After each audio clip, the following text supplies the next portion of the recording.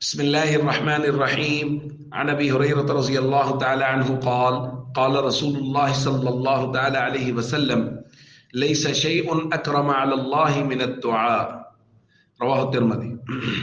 نبی کریم صلی اللہ علیہ وسلم نے ارشاد فرمایا، اللہ کے نزدیک دعا سے زیادہ معزز و مکرم کوئی چیز یعنی کوئی عبادت نہیں ہے۔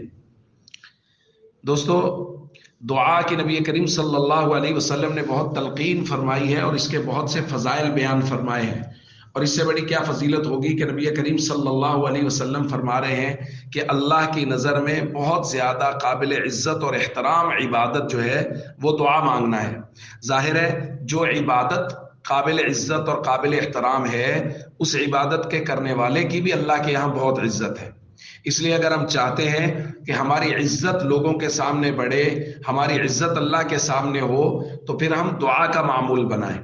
اور خاص طور پہ رمضان المبارک کی ساعت میں بارہا درخواست کی جا رہی ہے، روزانہ کی بنیاد پہ عبادت کا معمول اور دعا کا معمول بنائیں، روزانہ کی بنیاد پہ وقت نکالیں اور اپنی تمام تر ضروریات کو اللہ کے سامنے پیش کریں کہ اللہ ہماری تمام ضروریات کو پورا کرنے پر قادر ہے۔ اور ساتھ ساتھ دعا کا فائدہ یہ ہے کہ اللہ کے نظر میں دعا مانگنے والے لوگوں کی بہت عزت اور قدر ہے۔